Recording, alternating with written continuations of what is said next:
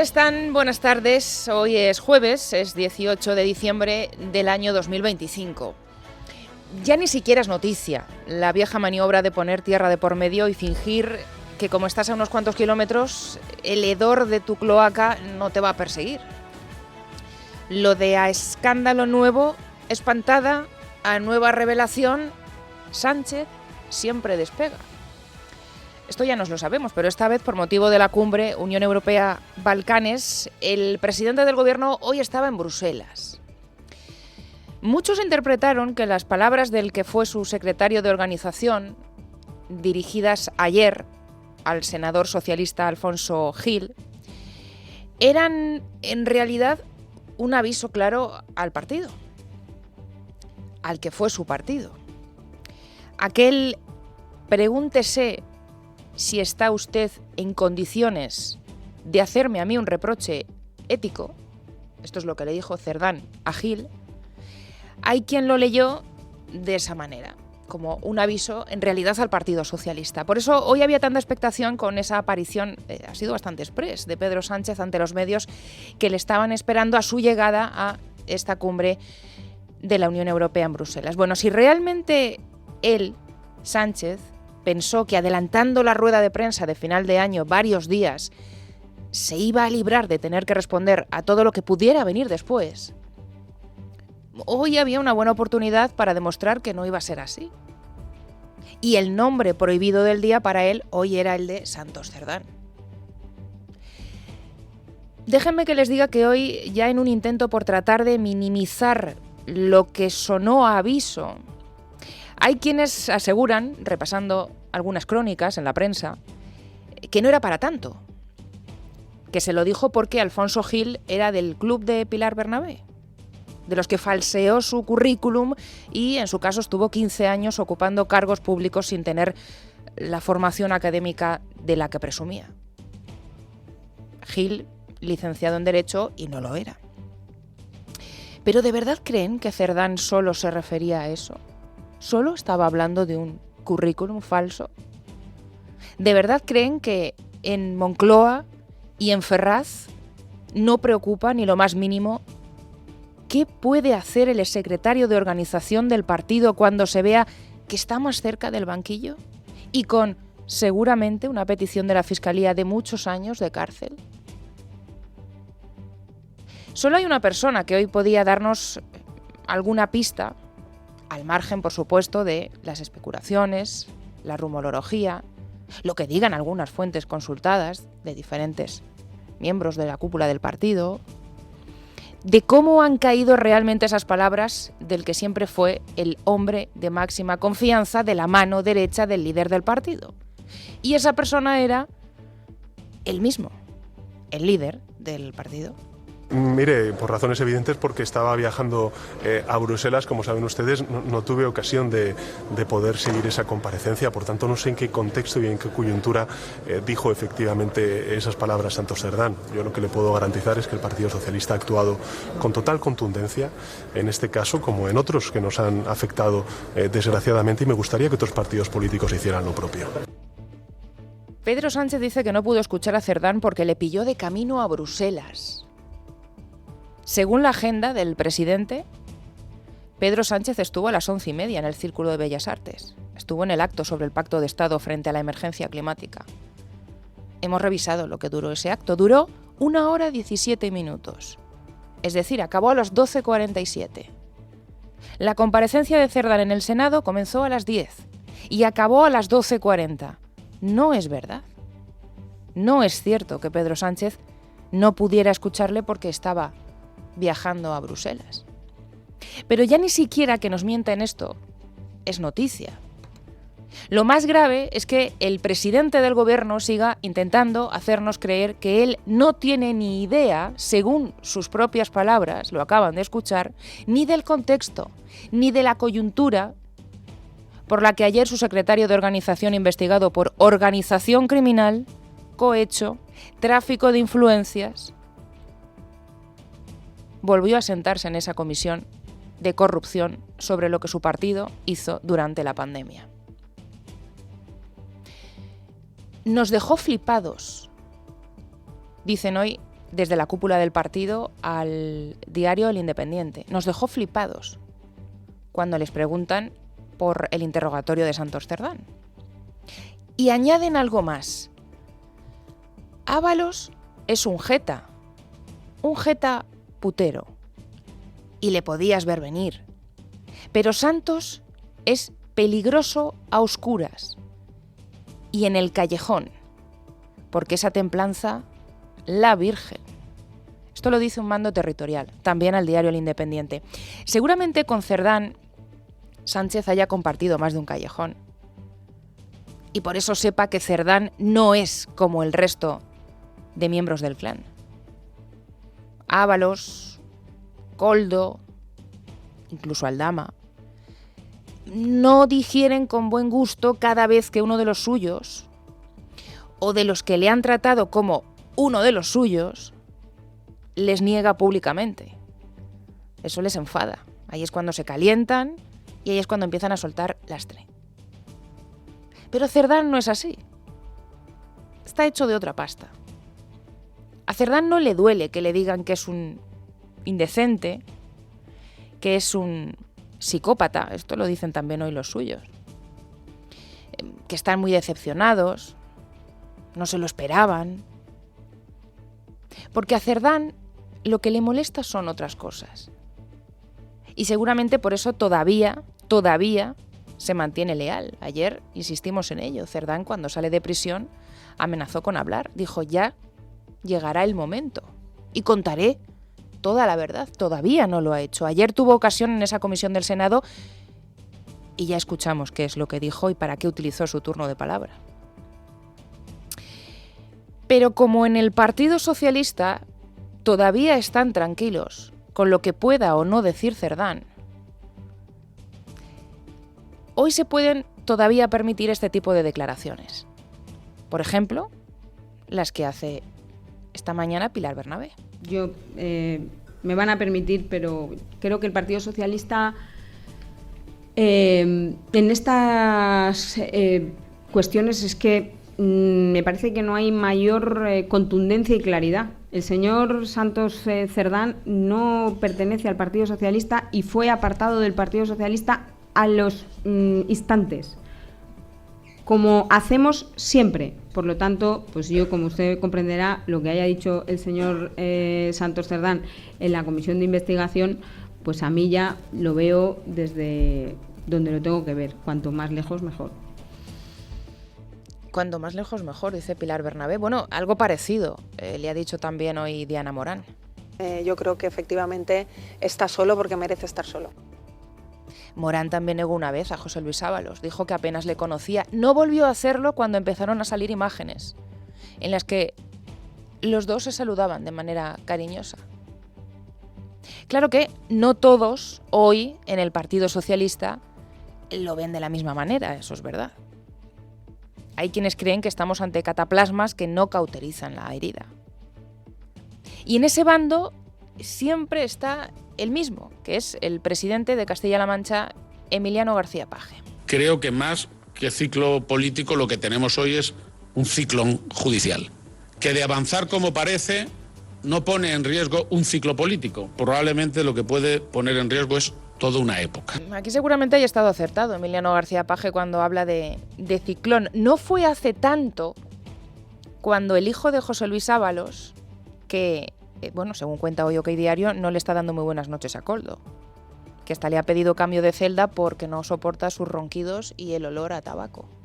Pero no fue hace mucho, al margen de esta anécdota, cuando el hijo de José Luis Ábalos, que se llama Víctor Ábalos, le contó a Voz Populi que todo confluye en una sola persona.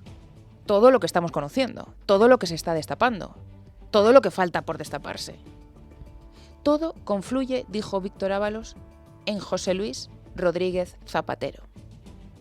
Y que solo estamos ante los entrantes de lo que acabará siendo un indigesto menú para muchos. Ayer les contaba Luis Herrero que hoy podía ser día de nuevas revelaciones respecto a Rodríguez Zapatero, por lo que el periodista Alejandro Entrambas-Aguas había anunciado en el debate, que hoy saldría más. Y hoy ha salido más. Ayer se precipitó el expresidente socialista, que hasta ahora es verdad que ha estado muy callado, a desmentir en varios medios que él no dio ningún chivatazo a su buen amigo Julio Martínez. Lo de buen amigo lo ha dicho el propio Zapatero. Que él no dio ese chivatazo porque él desconocía la existencia de una operación judicial. Y que él tampoco es de los que utilizan teléfonos de prepago. Y que tampoco intervino en el rescate de Plus Ultra, porque es que además él no se ha visto con nadie de la SEPI. A esta hora, que son las 4:12 de la tarde, no consta desmentido de Rodríguez Zapatero sobre la nueva entrega de hoy de Alejandro Entrambas-Aguas. Las 5 reuniones que se habrían celebrado en la casa de Aravaca de José Luis Rodríguez Zapatero para hablar de ¿qué? De Plus Ultra. Atención, porque la noticia no habla de una celebración entre amigos. Habla de una secuencia organizada de contactos que coinciden con el periodo que está precisamente bajo investigación policial. Los detalles nos lo cuenta Lorena López Lobo. En este inmueble de Aravaca, en Madrid, en el que el expresidente ya no reside, se celebraron en concreto 5 reuniones entre septiembre y diciembre de 2023, periodo que coincide con el marco temporal que centra ahora la investigación de la Policía Nacional para determinar si el dinero del rescate pagado por el Gobierno en 2021, esos 53 millones de euros, fueron empleados después para articular una operativa paralela de movimientos de fondos hacia Venezuela. En ese contexto, las reuniones celebradas en la vivienda de Aravaca adquieren un peso específico, ya que en ellas se abordaron decisiones clave y seguían siempre un mismo esquema. En primer lugar, Zapatero se reunía con Julio Martínez, el empresario posteriormente detenido, en un camino del Monte del Pardo a las afueras de la ciudad, en una zona sin cobertura telefónica. Allí, en un entorno totalmente aislado, se celebraban reuniones prolongadas en las que se despachaban cuestiones estratégicas y se fijaban líneas de actuación sin interferencias externas. Tras ese encuentro inicial, Julio Martínez se citaba a su vez con su tocayo, Julio Martínez Sola, presidente de Plus Ultra, en restaurantes de La Moraleja, donde se afinaban detalles y se trasladaban las directrices recibidas. Nada más acabar, el empresario regresaba de nuevo a la vivienda del expresidente en Aravaca para trasladarle la información y cerrar así el círculo. De este modo, la cadena de decisiones quedaba articulada sin contacto directo entre Zapatero y la cúpula de la aerolínea, actuando el empresario Julio Martínez como intermediario permanente. Bueno, pues Zapatero tendrá que responder sobre todo esto también en el Senado, porque el Partido Popular le ha citado en la comisión del caso Koldo, también es noticia de este jueves, para que explique su relación con el directivo de Plus Ultra y para que responda si fue él quien abrió el camino a ese rescate de los 53 millones de euros. Imaginamos que ese día Pedro Sánchez también aprovechará para agendarse o no otro viaje por el extranjero. Bueno, puestos a improvisar remedios, si las cosas se ponen muy feas, los hay sobre los que en el gobierno la verdad es que ya tienen bastante práctica. Por ejemplo, les sonará a los indultos. Ayer ya empezaron a sonar los primeros compases de cuál será la estrategia para conseguir el perdón del exfiscal general del Estado condenado por revelación de secretos, como saben. La Unión Progresista de Fiscales, que es a la que pertenece Álvaro García Ortiz, apoyó la petición y hoy Miguel Ángel Pérez en Libertad Digital nos aporta novedades.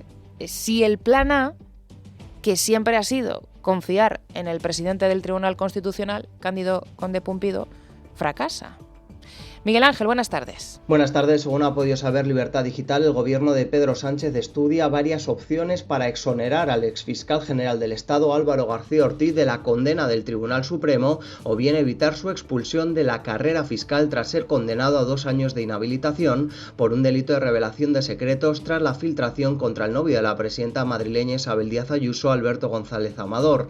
La primera vía es a través del Tribunal Constitucional que preside Cándido Conde Pumpido y la segunda con la aprobación reclamación por parte del gobierno socialista de un indulto parcial que rebajase su tiempo de inhabilitación a menos de 6 meses, el límite para no ser apartado como fiscal. Durante la instrucción se denunciaron supuestas vulneraciones de derechos fundamentales de García Ortiz que el Supremo ha tumbado en la sentencia. No obstante, esta supuesta vulneración, junto al voto particular contra la condena presentado por las magistradas izquierdistas Ana Ferrer y Susana Polo, podría servir para que la mayoría izquierdista del TC lo exonerase. Las mismas fuentes consultadas subrayan que en el caso de que Conde Pumpido no consiga exculpar a García Ortiz en el Tribunal de Garantías, el Ejecutivo Socialista se decantaría por aprobar un indulto parcial del exfiscal general del Estado. Bueno, el otro asunto del día, ya veremos a ver en qué acaba lo del fiscal general, exfiscal general del Estado. El otro asunto del día, aunque genera, es verdad, menos expectación, es cómo están las cosas dentro del propio gobierno, con los socios, con Sumar. Ayer ya les hicimos en este programa un repaso por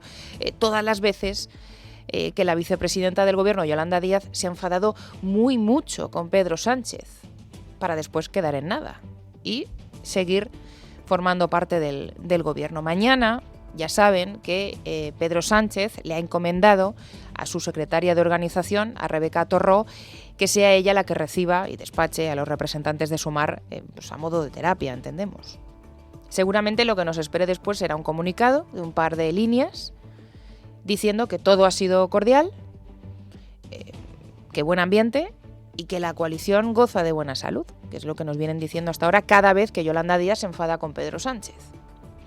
Pero hoy Pedro Sánchez, en esa aparición express ante los medios de comunicación en Bruselas, también ha aprovechado para enviar un mensaje a sus socios y tratar de alguna manera de rebajar la crisis, al menos así es como lo destacan algunos medios. No va a hacer lo que Yolanda Díaz le está pidiendo, que es una remodelación dentro del gobierno, pero dice que con Sumar todo está bien. Yo creo que, pese a las discrepancias, porque somos organizaciones políticas con una cultura diferente, pese a esas discrepancias, yo creo que hay muchas cosas que nos unen al Partido Socialista y a Sumar. La principal de ellas, la hoja de ruta de avances que estamos implementando en estos 7 años de gobierno, de administración y en los que nos queda por hacer hasta el año 2027. También debe ver las cosas Pedro Sánchez, que hoy no solo ha tenido que esforzarse por defender a Sumar, sino que también lo ha hecho para defender a Podemos. Ha habido como 2 etapas por parte de esa derecha. Y no solamente me estoy refiriendo a la derecha política, me estoy refiriendo también a la derecha mediática, a la opinadora. Porque yo recuerdo haber escuchado a esa derecha decir, hombre, si ustedes pactan con Unidas Podemos, que tiene al Partido Comunista dentro, nosotros podremos pactar con la ultraderecha. Pero en términos históricos, ahora que estamos celebrando el 50 aniversario de nuestro inicio hacia la libertad, hacia la democracia como consecuencia de la muerte del dictador, en términos históricos el Partido Comunista ha sido un partido en España, que contribuyó a la lucha contra la dictadura. No sé, el que dijo que pactar con Iglesias no le dejaría dormir por la noche fue él. Y el que dijo que no pactaría con Bildu y tampoco con los independentistas también fue él. No fue la derecha opinadora, que es el nuevo término que ha elegido hoy Pedro Sánchez. Derecha opinadora. ¿Qué le han contestado en Sumar? Pues Toni Valero, que es diputado portavoz de Agricultura, dice que, hombre, que no les gusta mucho lo del ninguneo. Me parecería que una frivolidad si no se tomase en serio lo que estamos planteando. No ya para con las fuerzas coligadas en el Grupo Parlamentario Sumar, sino muy importante, que creo que lo debería tener en el centro de sus preocupaciones. Y son las familias trabajadoras de este país que están estupefactas ante la falta de reacción a la altura de la crisis que se ha generado en el Partido Socialista. ¿Será cierto esta vez el nivel de enfado en Sumar? Bueno, pues a ver qué nos cuenta después. Hoy tenemos a Luca Costantini en nuestra tertulia, seguramente que nos dará más claves para saber interpretar qué es lo que está pasando en el seno de la coalición y sobre todo qué va a salir de la reunión prevista para mañana. Pero hoy es jueves, es día 18. Se habrán dado cuenta de que quedan 3 días para el primer gran examen para el sanchismo en las urnas. Este domingo, elecciones en Extremadura, que por cierto, déjenme que aproveche, podrán seguir en esta casa, en el radio y nuestro canal de YouTube en un programa especial presentado por Juan Pablo Polvorinos. Pero en esta recta final ha sucedido algo extraño que era difícil de interpretar cuando lo hemos conocido esta mañana, pero desde luego no con pasividad, porque era preocupante. cuanto menos alarmante. La presidenta extremeña, les vamos a contar bien toda la información y las últimas novedades que acabamos de conocer. La candidata del PP, María Guardiola, esta mañana denunciaba el robo de votos por correo, que estaban guardados en cajas fuertes, y el asalto a 3 oficinas más. En total, unos 124 votos. Es verdad que la Junta Electoral de Zona, mientras se estaba llevando a cabo la investigación, no ha sido capaz de cuantificar los votos sustraídos, pero se hablaba, como decimos, de una caja fuerte de 124 votos. Ha sido llamativo porque, pese al hecho en sí y a la gravedad de lo conocido esta mañana, los primeros en denunciarlo ha sido el Partido Popular, pero es que nadie más ha reaccionado, ningún otro partido, respecto a lo que había sucedido. Nos va a contar qué es lo que ha pasado exactamente esta mañana, la secuencia de los hechos, nuestra compañera en Mérida, que es Inés Fernández. El secretario general del PP de Extremadura, Abel Bautista, ha dado a conocer estos hechos y ha asegurado que lo que ha ocurrido es algo de extrema gravedad, que se trata de una estrategia organizada. Concretamente, se han llevado las papeletas depositadas en las oficinas de correo de Fuente de Cantos, así como han intentado lo mismo en otras 2 localidades pacenses de Torremejía y Santa Amalia. Asimismo, la presidenta de la Junta y candidata al PP a la reelección, María Guardiola, ha pedido a los extremeños que acudan a votar masivamente el domingo en defensa de la democracia y de la libertad. Han robado los votos de ciudadanos de Fuente de Cantos, de Bienvenida y de Calzadilla de los Barros. Están robando nuestra democracia delante de nuestros ojos. Alguien está dinamitando los cimientos de nuestra libertad. Nos quieren silenciar. Ha hecho estas declaraciones tras conocer que la Guardia Civil ha abierto una investigación sobre los robos en las oficinas de correos de estas 3 localidades extremeñas. Bueno, como les decimos, es verdad, hay que ser prudentes cada vez que conocemos una noticia de esta magnitud. Quedan 3 días para las elecciones. Se está denunciando el robo de papeletas.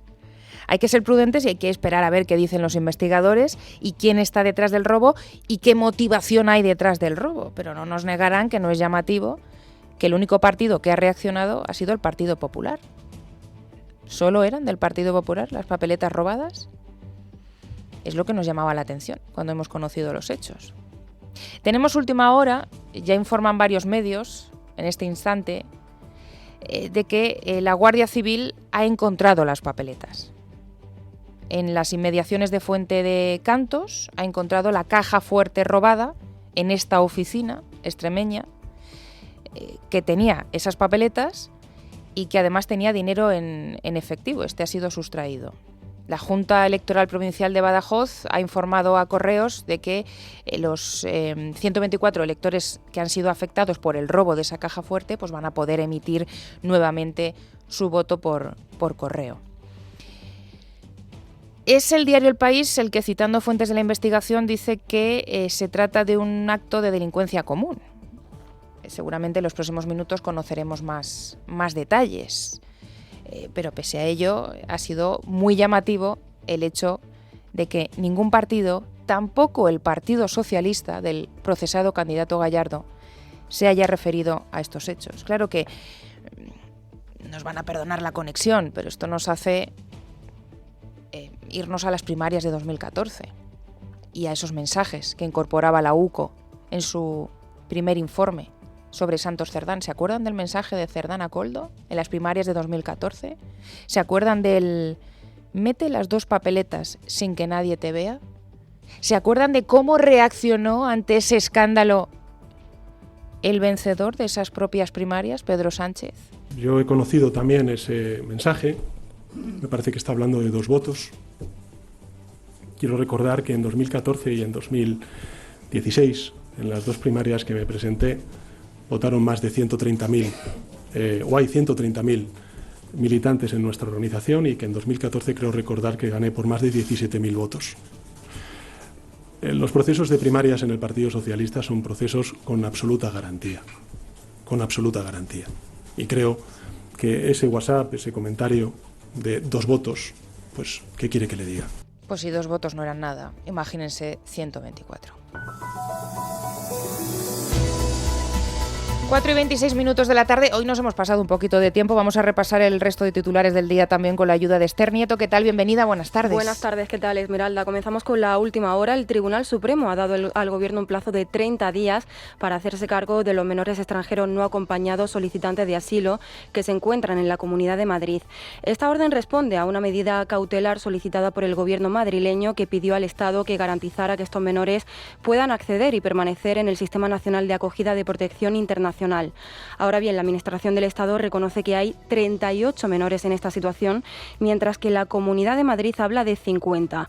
En este sentido, el Tribunal Supremo señala que el caso de Madrid es diferente al de Canarias, fundamentalmente por el número de menores afectados. Y en clave económica, el Banco Central Europeo sigue apostando por la prudencia y ha optado por mantener los tipos de interés en el 2% en la última reunión del Consejo de Gobierno antes de cerrar el año. Toma así la misma decisión que el pasado mes de octubre, cuando tampoco lo movió por un repunte de la inflación en Europa. Por tanto, ya son 4 veces consecutivas las que ha dejado los tipos como están, sin subirlos ni bajarlos, todo ello mientras sigue persiguiendo llevar la inflación al objetivo del 2%. La presidenta del Banco Central Europeo, Christine Lagarde, lo ha anunciado así. Inflation has been revised up for 2026. Y si la semana pasada, el 12 de diciembre, les contamos que la jueza de la Dana, la magistrada de Catarroja, Nuria Ruiz Tobarra, había citado a declarar como testigo al líder del PP, Alberto Núñez Feijóo, pues hoy hemos conocido la fecha fijada para su declaración. Será el viernes 9 de enero cuando Feijóo tendrá que aclarar el contenido de sus llamadas con el expresidente de la Comunidad Valenciana, Carlos Mazón. Recordamos que la jueza justificó su decisión en unas declaraciones que había hecho el propio Feijóo, según las cuales desde el día de la riada el propio Mazón le había estado informando de todo lo que pasaba en tiempo real. Fue la Asociación de Víctimas Mortales Dana 29O, que ejerce como acusación particular en el procedimiento, quien pidió la comparecencia del líder del PP. Además, sepan que 3 días después, el 12 de enero, se producirá el careo entre la exconsejera de Emergencia Salomé Pradas y el que fue jefe de gabinete de Mazón, José Manuel Cuenca, para tratar de esclarecer las contradicciones que, según la jueza, se produjeron en la anterior declaración de ambos respecto al papel de Mazón en la emergencia y su influencia en el desarrollo del CECOPI. Además, el titular del Juzgado de Instrucción número 41 de Madrid, Juan Carlos Peinado, ha desimputado al delegado del Gobierno en Madrid, Francisco Martín Aguirre, por un delito de malversación en el caso Begoña Gómez. El magistrado cumple así el mandato de la Audiencia Provincial que le obligó el pasado 4 de diciembre a archivar la causa contra él, al concluir que no había pruebas suficientes. Tras esta resolución de la Audiencia, dice el magistrado en su auto que resulta plenamente acreditado que el investigado no ha participado en el delito de malversación de caudales públicos y por eso acuerda el sobreseimiento libre de la causa para él. Recordamos que Francisco Martín ha estado investigado desde el pasado mes de mayo en esta causa y hoy, preguntado sobre este asunto, el delegado del Gobierno en Madrid ha defendido su inocencia. Una investigación que yo creo que nunca se tuvo que haber producido. Siempre señalé que no había nada y que todo iba a terminar en nada. Y desde esa tranquilidad, por estar plenamente convencido de que no había caso, pues bueno, la satisfacción de que el sistema judicial en su conjunto pues ha funcionado. Ojalá que pueda haber una reparación. Y terminamos contándoles que un juzgado de Segorbe ha imputado a Jorge Peiró, alcalde del PP en el pueblo de Xèrica, en la provincia de Castellón. Se le investiga por presunta agresión sexual a 2 víctimas menores de edad, una información que ha confirmado el Tribunal Superior de Justicia de la Comunidad Valenciana. El tribunal señala además que la causa lleva abierta unos meses y que en su momento la jueza impuso medidas cautelares de alejamiento y prohibición de comunicación respecto a las denunciantes. Esas medidas siguen vigentes actualmente. El Partido Popular de Castellón, por su parte, ya pide la suspensión de su militancia y lo ha cesado como asesor en la Diputación de Castellón. Y no se pierdan la noticia, las imágenes, el vídeo lo tenemos en Libertad Digital del arsenal que los agentes de la UDEF han encontrado en varios registros, en Ávila, en Madrid, en una operación contra el fraude en los hidrocarburos. 300 millones de euros de fraude. En las imágenes se ven armas de todo tipo, son espectaculares, vehículos de lujo, relojes y lo más llamativo, un vehículo blindado de uso bélico con una ametralladora de gran calibre. Es tremendo. Se han detenido varias personas y estamos hablando de la trama de hidrocarburos, la de Aldama. No perdamos de vista esta nueva operación de la UDEF en colaboración con la agencia tributaria. Una pausa y enseguida volvemos.